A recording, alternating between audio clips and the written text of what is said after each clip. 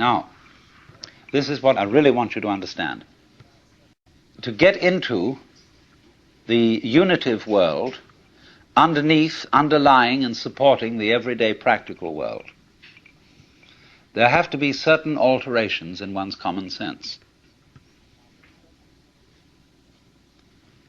Now, there are certain ideas, and beyond these ideas, certain feelings that are difficult to get across, not because they're intellectually complicated, not at all because of that, but because they're unfamiliar. They're strange. We haven't been brought up to accommodate them. In exactly the same way that in past times, people knew that the planets were supported in the sky because they were embedded in spheres of crystal. And if they weren't embedded in spheres of crystal, and of course you could see them because you could see through them, they would fall down on the Earth. And now when astronomers finally suggested that there were no crystal spheres, people felt unbelievably insecure. See?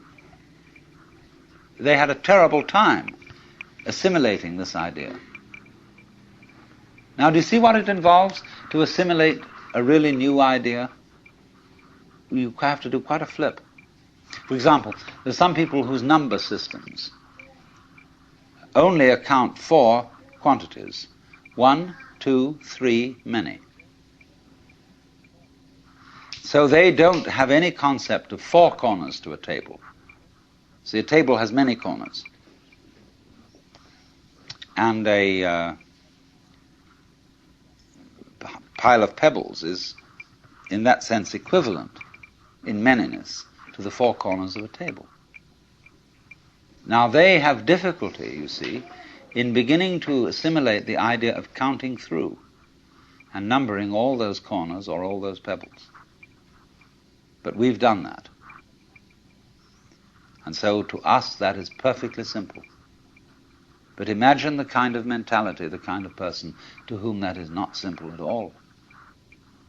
Well, now, in exactly the same way, there is here what I'm trying to explain, a new idea that most people don't assimilate.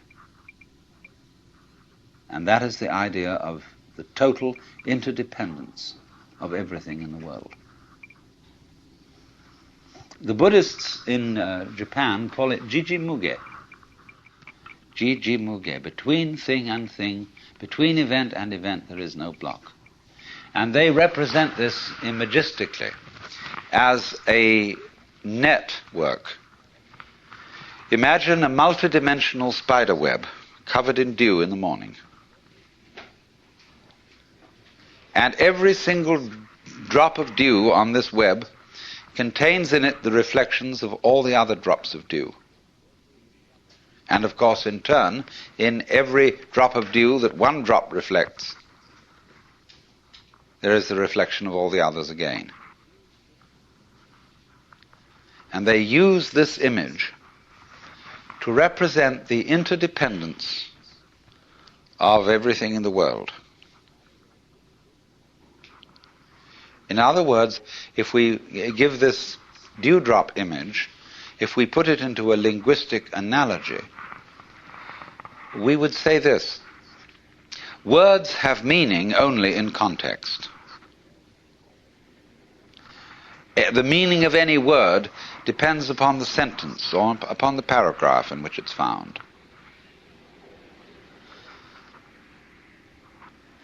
So that if I say, this tree has no bark, that's one thing. And if I say, this dog has no bark, that's another thing. So you see always that the meaning of the word is in relation to the context. Now, in exactly the same way, the meaning, as well as the existence of an individual person, an organism, is in relation to the context. You are what you are. sitting here at this moment in your particular kind of clothes, and with the particular colors of your faces and your particular personalities, your family involvements, your business involvements, your neuroses and your everything. You are that precisely in relation to an extremely complex environment. So much so that if, let's take for example this piece of wood that forms a support to the beam out here. Now believe me, this is true. You can see that has little nubbles on it and so on. If it were not the way it is, you would not be the way you are. The line of connection between what is, it is, and you are is very, very complicated. Also, we could say, if a given star that we observed didn't exist, you would be different from what you are now. I don't say you wouldn't exist, but you would exist differently. But you might say the connection is very faint, is something that you don't ordinarily have to think about. It's not important.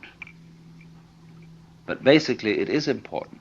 Only you say, I don't have to think about it, because it's there all the time. See, for example, the floor is underneath you all the time. Some sort of floor, some sort of earth. And you really don't have to think about it. It's just always there. It's always around. If you become insensitive, you stop thinking about it. But there it is. And so in the same way, our subtle interdependence with, mind you, it's not just our plain existence. It's the kind of existence we have is dependent upon all these things. Also our plain existence, but that gets way down. But the fundamental thing is existence is relationship. In other words, if my finger up here is all alone and the wind doesn't move and nothing touches it, it stops knowing that it's there. But if something comes along and does, immediately it's aware that it's there. So,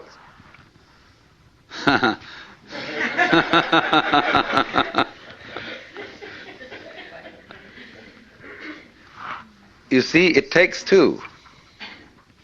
We could have so much fun, but it takes more than one. And she don't want it.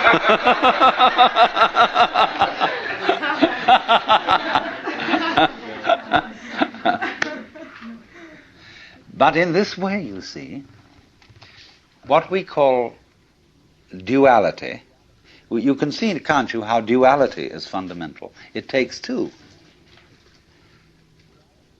But